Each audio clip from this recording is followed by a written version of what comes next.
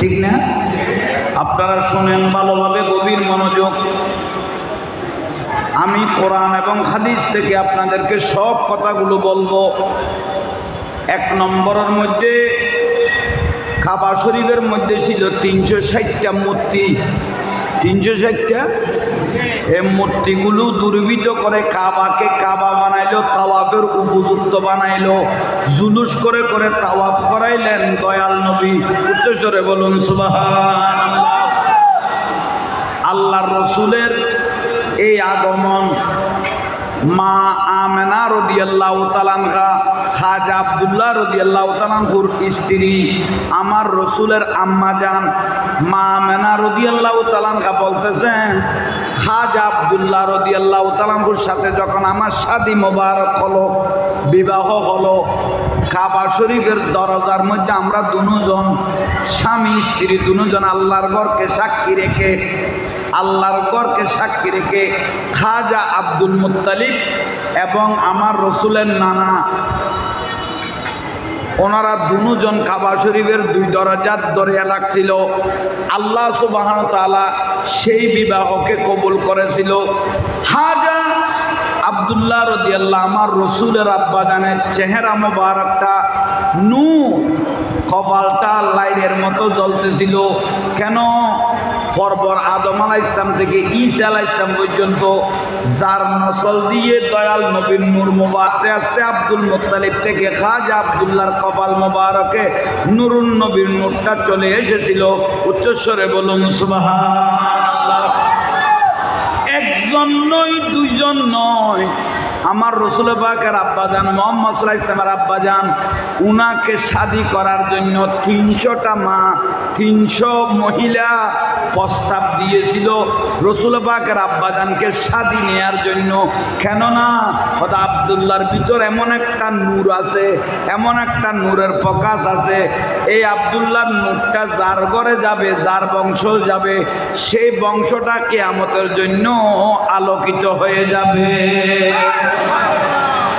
কিন্তু শেষ পর্যায়ে মা আমেনা রাদিয়াল্লাহু তাআলা আনহা বলতেছেন, আমাকে যখন মুহাম্মদ সাল্লাল্লাহু আলাইহি ওয়াসাল্লাম আমার স্বামী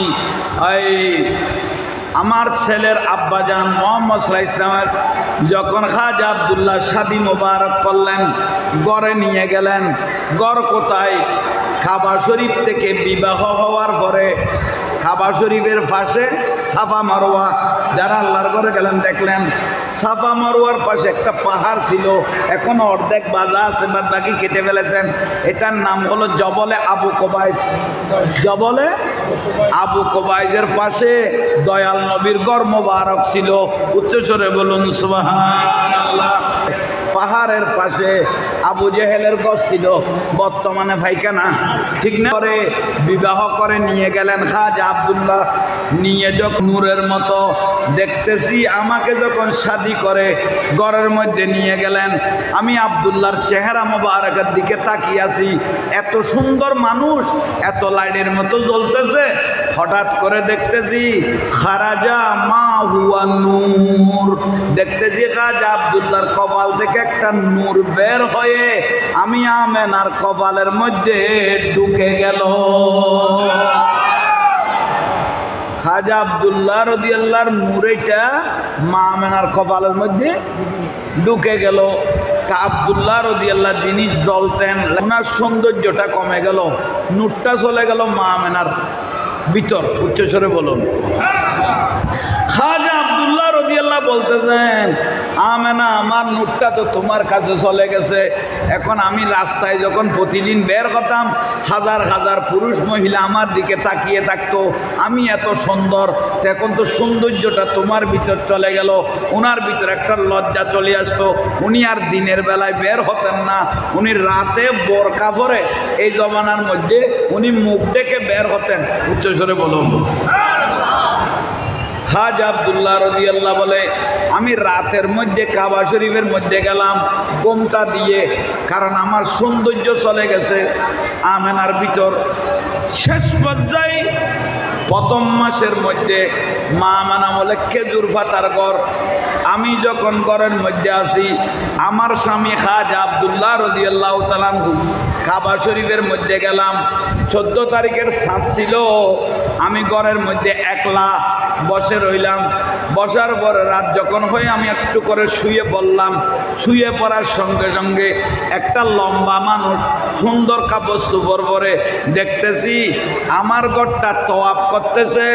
তোয়াফ কিভাবে করতেছে দেখতেছি, বড় বড় করে দরুদ শরীফ পড়তেছে। উচ্চস্বরে বলুন সুবহানাল্লাহ। মা আমেনা বলে আল্লাহর কাবা কাছে আছে, তোয়াফ করলে কাবা শরীফে তোয়াফ করবে। আমার ঘরে ঘুরে ঘুরে দরুদ শরীফ পড়তেছে।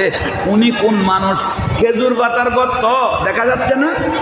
আরো চাঁদের আলো, 14 তারিখের চাঁদের আলো দেখতেছেন। মা আমেনা বলে উঠে বসে গেলাম। এটা কোন মানুষ? লম্বা মানুষ, চেহারাও সুন্দর, আরো অনেক ফেরেশতারা দৌড়তেছে, দরুদ শরীফ পড়তেছে। মা আমেনা বলে আমি জিজ্ঞেস করলাম, বাবা মান আনতা, আপনি কে? উনি উত্তর দিলেন, মা আপনি আমাকে চিনবেন না, আমি আল্লাহর জান্নাত থেকে এসেছি, আনা আদম আলাইহিস সালাম। আমি তোমাকে একটা সুসংবাদ দেওয়ার জন্য এসেছি। আল্লাহর আরশের মধ্যে একটা নূর আল্লাহ সংরক্ষণ করে রেখেছিল। আল্লাহর আরশের মধ্যে আল্লাহ একটা নূর সংরক্ষণ করে রেখেছিল, কিন্তু সেই নূরটা আমি দেখতেছি না। দেখতেছি সেই নূরটা আপনার ঘরের মধ্যে জ্বলতেছে। মা আমাকে চিনবেন না, আমি আল্লাহর জান্নাত থেকে এসেছি, আনা আদম আলাইহিস সালাম। আমি আদম নবী এসে আপনাকে সুসংবাদ দিচ্ছি। মা আমেনা আপনি বড় ভাগ্যবান। গেছে উচ্চস্বরে বলুন সুবহানাল্লাহ। সালাতুনিয়া নবী ফিসে ফিসে দৌড়তেছেন। তোর মধ্যে একজন লম্বা মানুষ, চেহারা সুরত অনেক সুন্দর, উনি ঘুরতেছেন, তোয়াফ করে করে দরুদ শরীফ পড়তেছেন। মা আমেনা বলে প্রথম মাসের মধ্যে আদম আলাইহিস সালাম আসলো, এই মাসের থেকে মানুষ আরো বেড়ে গেল, নবীরা আরো বেড়ে গেল। মানান্তা আপনারা কে? মা আমাকে চিনবেন না। আল্লাহ সুবহানাহু ওয়া তাআলা আমাকে 50টা কিতাব দিয়েছেন, যাকে বলা হয় সহিফা। কিতাব কয়টা বললাম? 50টা কিতাব বলেন। আমি আদম আলাইহিস সালামের বড় ছেলে শীস আলাইহিস সালাম। সুবহানাল্লাহ বলেন।